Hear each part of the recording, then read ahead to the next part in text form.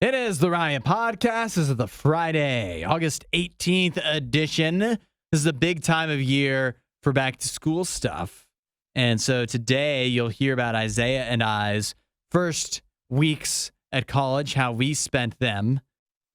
But Isaiah, we've graduated college. We've finished that, been there, done that. But it's pretty common, right, for people to wish to look back on their college days and say, I wish I could do it all over again.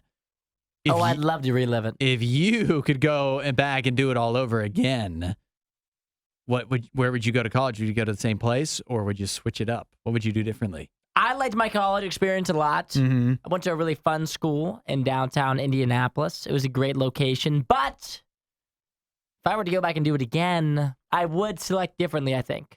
Okay. But it depends. When I look back, it depends on what I'm picking school based off of. Okay. Because if I'm picking school based off of the job that I want, Yeah. then I would have went to Syracuse. Yeah. That's where anybody in our line of work pretty much would go. That would be the top place. I looked at the exact same thing. I'm a Syracuse fan when it comes to sports too. So yeah, Syracuse would be job-wise. And think of the connections that you would get from going there. So that makes a lot of sense for each of us. Yeah, because they have a great broadcasting program there. That would have been my dream college when I was getting ready to go to college. Yeah, so that one, if I'm picking job-wise, now let's get into if I'm picking fun-wise. Okay. Because that's what everybody wants to hear anyway. Yeah, experience-wise. So I'm thinking I've got 5 locations. Okay. These are the 5 that I would choose between. I'd visit them all and decide where I want to be. Mm. The first one, Vanderbilt University. Okay. Downtown Nashville. Yep. Enough said. The next one I've got, Arizona State That's a big party school. University. That's in Phoenix, Arizona, Scottsdale area, which, as we know, is one of my favorite places to visit of all for time. some reason, yeah. I love it down there. Next one, UNLV. Interesting. University of Nevada, Las Vegas. Yeah. So obviously that puts you in the Vegas area. Uh-huh. My final one's Miami. Yeah, that was another one that came up for me in my searches. Not only because Miami's a fun area, but also that's the one of all the 5 that I've got here. Uh-huh. They've got like best sports-wise, which is a big part of it too. Yeah. Being able to go to games and things like that, and the whole like tailgate thing is a lot of fun. And then my final one is UC Santa Barbara. Really? Which is out in California. Well known as like one of the prettiest campuses. Prettiest schools in the country. Also, I know some people who went there and they gave rave reviews because it's a beachfront college. And so your college is on the beach. Obvious pluses there. Those are my 5 if I was strictly going for fun location. Okay. So it sounds like you wanted, if you could go back and do it again, you'd like your college experience to be a vacation. Precisely, is yes. what I'm hearing. Because I was in downtown Indianapolis, which was fun. There was tons to do. I can't imagine going to a school that wasn't in a city at this point. And so if I was going to go back, I would just go to a bigger city. I do feel if you go to a school that's in like a college town, I feel like I'd get so isolated, you know? But yeah. I also think you can have a lot of either like your college experience, it's kind of based off of you. And if you have friends there, if you are good at making friends, either you're going to have fun or you're not going to not, and it doesn't matter where you go. Exactly. For me, Miami also came up because obviously great location, and they also that would be a mix because supposedly, I didn't even know this, but they have a pretty good broadcast journalism program. So nice. That'd be nice. I also learned that about South Carolina, the University of South Carolina, which seems like that'd be a fun place to go as well. SC. Yeah. And then this other one, this is off the board, but talking about pretty campuses, I know some people who went to Coastal Carolina. Oh, yeah, it's a big one. And they seem to enjoy that, although I don't know how much it helped them in life, but I think that'd be a fun choice as well, just based off of the people I know that went there. Yeah, it makes sense. I've heard that one a lot too. As and being the a locale. Location and a really pretty campus. I knew one girl played softball there, and she raved about Coastal Carolina. Yeah, they're they're up and coming. I would say, in the sports arena, anyways. So there you go. If we had to do it all over again. If we did have to do it all over again, and where would we be where would you be if you went to UC Santa Barbara now? I have no idea. I wouldn't be here probably. That's tough to say. I'd be somewhere else probably on a completely different path. If I went to Syracuse, I'd probably be like hosting the Emmys. Who knows? It's the Riot Podcast. You won't hear a show like this anywhere else. And that's probably for the best. The worst of the Riot. Radio U.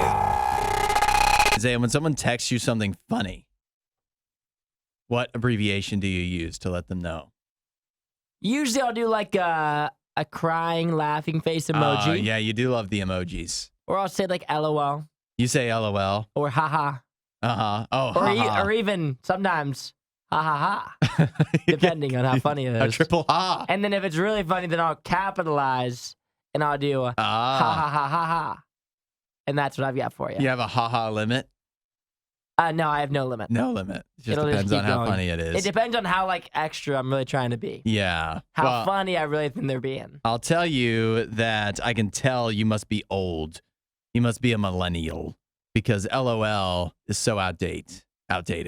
It's so outdated. It is. It's very outdated.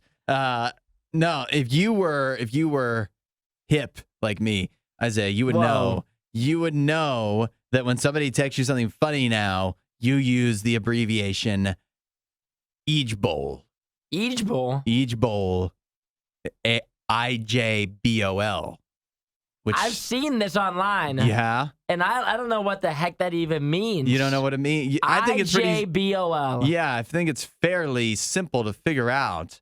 As soon as I saw it the first time, I knew what that meant, what it stood for, which is I just burst out laughing. And it makes a lot of sense. I just burst out laughing. Yeah. I don't love it. You don't like it? I think it's very descriptive. That's the same thing as LOL. It's laugh out loud.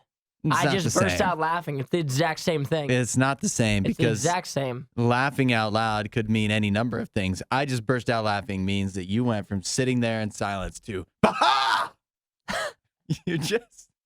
You had a big moment of laughter that you couldn't keep in. It burst out of you. See, but that means nothing to me because I know that when people receive my text, even if they send me that, I know they didn't actually laugh out loud. How many times have you read a text and you've actually laughed out loud? For me, not very often. It happens like once every couple of months. Yeah. Where I actually get a chuckle wherever I'm like walking through. That's right. That's I'm like why in the line at McDonald's and then they get a little chuckle out of me. That's why I've always been anti-LOL. Because it's just not true. Yeah, I've never used it. I'm more of a ha-ha guy. I used to use, this is from a comedian, Dimitri Martin. He came up with LQTM, which is laugh quietly to myself, which is very much more accurate. But laugh quietly to myself. Sometimes if it's truthful, if the moment calls for it, each bowl is the way to go. And so I wanted to clue you in on that so you could be a part of the community. I'm sitting here as well. Uh-huh. ROFL. I've been wondering what this one was for months. Oh, now that is like a mom abbreviation. Rolling for sure. on the floor laughing. Yeah. See, you never figured that out. I had no idea. I thought I had no idea what it was. I didn't even know it was for funniness. I didn't know what that was. Whenever anybody put it in a text, I just dismayed it. You never see people say ROTFLOL? ROTFL. No. Rolling on the floor laughing out loud. Yeah. Now it's just getting too extensive. Yeah. That's why I stick to ha-ha. Which it's is universal. By the way, that has never happened ever. You want to talk about nobody's laughed out loud. Nobody's ever rolled on the floor laughing out loud. That's why I just go with ha-ha, because you know it's genuine. Yeah. I'm saying what you said was funny. I'm not saying it was that funny, but I'm like, you made a joke. I'm making sure that you know that I saw it. But at the same time, everybody knows what that means. Yeah, I think if I text my mom IJBOL, she's going to think I want some new computer or something. Nobody does it better. The Riot Radio U. Did you see Elon Musk? He's got another controversial tweet that he tweeted out over the weekend. He says he wants to get rid of the block feature on Twitter/X. Your first thoughts? I'm against that. Against getting rid of it? I'm against getting rid of it. You blocked anybody on Twitter? I don't think I have. But I don't want to take the ability away from others to be able to do so. Yeah. Now, he says that he's going to delete block as a feature except for DMs. That's what he wants to do. You wouldn't be able to block people but like as it stands now, right? If you block an account, it can't even view your tweets. Yes. But the way he wants to make it is, if you block somebody, that just means they can't send you a DM. They can see everything you do. They can still reply in the comments, retweet your stuff, quote tweet your stuff, everything like that. He wants to get rid of all of that. And I don't understand why he would want to get rid of that. It doesn't make any sense to me. Well, I mean, he's a big freedom of speech guy, right? Yes. And so I guess he's saying that it's, as far as he's concerned, you should be free to be able to say whatever you want to people, and they have no option to ignore you. They have to hear it. They have to. See, that's what I think is wrong. Like, Yeah. you can be a big freedom of speech guy, but if I don't like what people say, like if there's someone that I don't like, how their views or whatever it is, we just disagree, I just wouldn't be in the same room as them. Like, I wouldn't hang out with them. Yeah. But Twitter is like forcing you to be able to hear their thoughts. If you were to continue using it, and if he was to go through with this, yeah, it's just, I mean, and who does that actually improve the experience for? Nobody. If you block someone because you don't want to be able to see them on Twitter, Yeah. it makes it more of an enjoyable experience on Twitter for you. If you can get on there and not have to worry about seeing a person's tweets, maybe getting retweeted, or them tweeting at you, or whatever the reason is, them replying to you, it makes it more fun for you. If you take this away, then just more people are going to get upset every time they get on the app. It sounds worse. He just seems really tone deaf here. And he said it makes no sense to even have the feature, but I think it makes a ton of sense. no, I think It makes the app better. I think it doesn't make any sense to get rid of it, because I think, am I getting harassed? Do I have people blocked? I probably have people blocked. I don't even know, because I've just been using Twitter for a while, but I don't like the idea of somebody that's annoying me and I can't do anything about it. And Yeah. a lot of people annoy me. I don't know if you could tell. But also, I think, I don't know if it's so much now, but in the past, blocking sometimes has been kind of like, you'd screenshot it. You tweet it out like a badge of honor. Like, look, I annoyed this person that we as a community, whatever, don't like so much. They blocked me. Yeah, exactly. So there goes that. There goes that little accomplishment you can get. Now, people have added, this is funny, on Twitter itself, he tweeted this out, X, and then there's a disclaimer on his very own tweet that says, readers added context. If the ability to block users was removed, X would not be allowed to be in the App Store or the Google Play Store because it would violate their policies to get rid of the block feature. So he can't even get rid of it. So I don't think he's actually going to get rid of it. He's That'd all be a talk. pretty big blow to the Twitter user base. Elon's so annoying. I can't stand him. Every time that his name pops up, it just makes me hate him just like a little bit more. He's just so tone deaf. I don't get it. I don't understand. Ironically, I might have blocked Elon Musk, actually. Not that it's helped me, because I still see his tweets and stories like this. He's unblockable. Yeah. This is Radio U's Worst of the Riot. I've got a sunflower field here in the UK. This is crazy. They've had to post signs and post out on their Facebook page and stuff, asking people to please stop using their sunflower fields for nude photo shoots. They've had so many incidents of people showing up, stripping down, naked in the sunflowers, and then doing I don't know what these pictures are for. Is it artsy? Is it for OnlyFans? What is it for? But they're stripping down for naked photo shoots, and the sunflower field owners have had to say, please stop. This is not what this field is meant for. Are they fully nude? Is it a fully nude thing? Does it matter No. if it's only top or bottom half? It just seems like an odd place to go for this. Yeah. But also, there's a lot of color. I feel like the sunflowers might be distracting. I think at the same time, though, I never understand why, outdoors. Wouldn't you want to be somewhere where you weren't worried that maybe a random stranger wouldn't see? I don't know. I think if you're taking nude pictures, you're just thinking different. You know what I mean? I guess so. But at the same time, it's that's your product, isn't it? So what are you saying? Shouldn't they have to pay?